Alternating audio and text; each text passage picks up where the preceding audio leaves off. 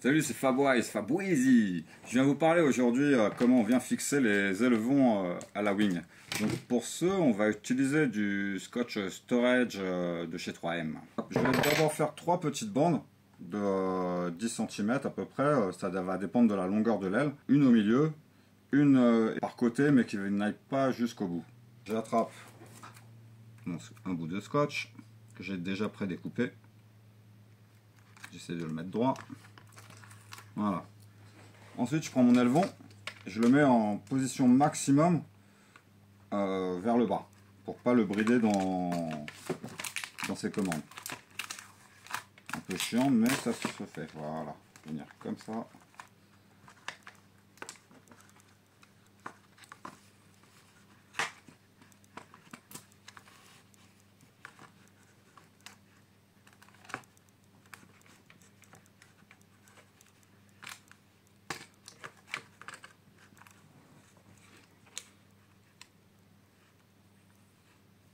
Là, je suis bien.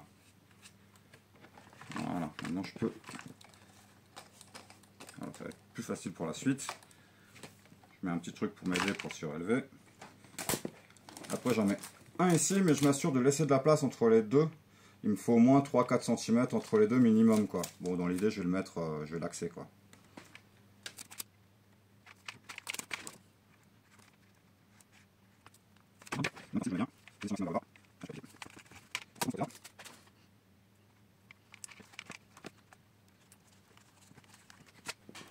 Ensuite, il va falloir faire 8 petites bandes avec le scotch storage. Donc, ce que je fais, je vais faire 2 bandes de 1 cm à peu près.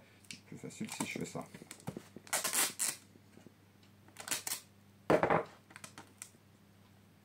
Une et deux. Voilà. Et là, je vais les mettre l'une sur l'autre en laissant 1 mm à peu près. Alors en fait, il faut les mettre l'une sur l'autre avec 1 mm. Voilà. Là, vous ne devez pas voir grand chose, mais j'ai pas trop le choix. Voilà. Et alors, d'un côté, j'ai le côté collant ici. Et de l'autre côté, forcément, bah, il est de l'autre côté.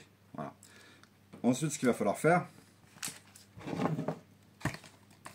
je replie dans l'autre sens mon élevon. Et là, je vais venir bloquer de manière à ce qu'il ne redescende pas. Donc, je colle. Hop là. Voilà. Donc, on le passe à l'intérieur. Ça, c'est pas le plus évident, mais voilà. Et on va jusqu'au bout. Voilà. Une fois que je suis là, je peux coller au haut de l'élevon. Voilà, je me mets en position haute. Je fais attention que ça soit bien aligné bout à bout. Et là, je viens me recoller ici. Je vérifie. Là, on est pas mal. Je peux appliquer. Bien. Donc après, je les ai préparés. Hein. Là, on coupe le surplus. Ça.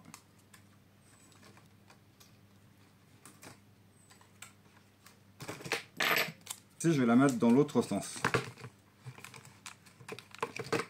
Donc là, le côté qui colle, du coup, côté L, pas côté élevon, puisque le premier, je l'ai mis côté élevon.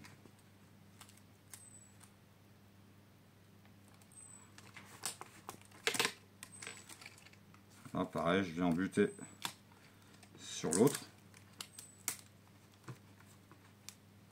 Voilà. Et je m'arrange que la jointure, elle soit à l'intérieur, qu'elle ne déborde ni sur l'aile, ni sur le dessous, si vous voulez. Voilà. Ah, on vient là.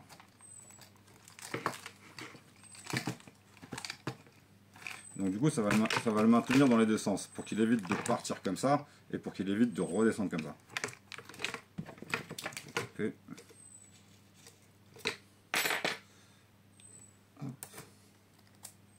On va faire la même chose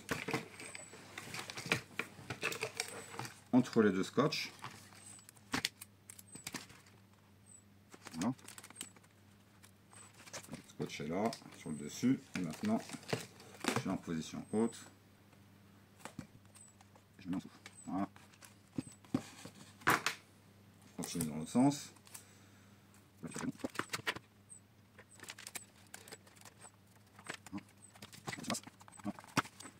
Je continue. Et donc en fait c'est entre chaque scotch hein, et aux extrémités.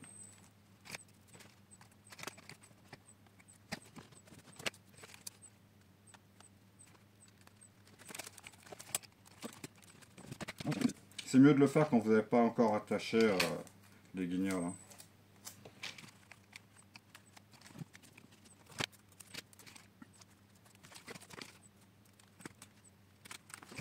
Voilà, une fois que ça c'est fait, donc on a nos charnières, on va juste recouvrir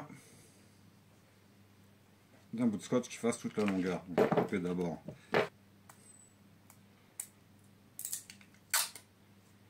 Voilà, si vous n'avez pas la charnière, vous pouvez le faire d'un bloc. Moi je suis obligé là de... Donc pareil, là, il va falloir caler quelque chose en dessous. Parce qu'il ne s'agirait pas de rebloquer la charnière. Voilà. Je suis en position basse. Bien coller le haut. Je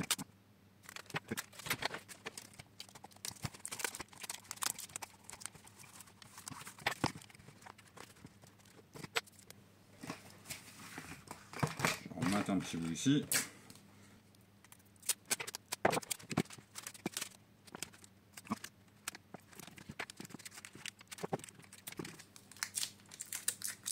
Et après il va falloir en mettre un à l'intérieur aussi. Ici.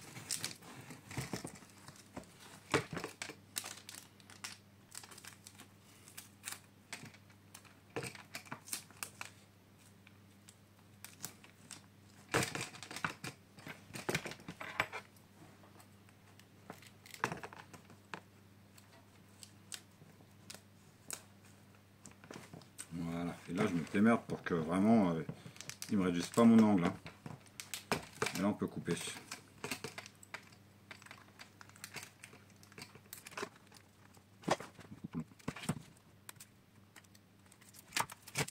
Impeccable. Et la même chose ici.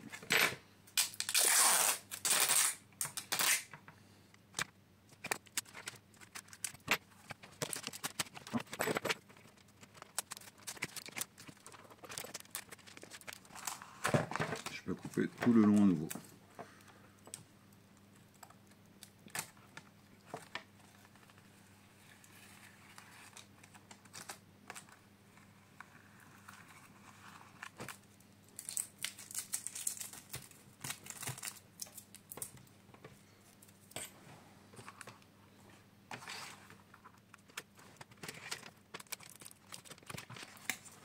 Après le mieux c'est de mettre un petit coup de fer entoilé par dessus. Ça va vraiment enlever toutes les petites bulles. Voilà.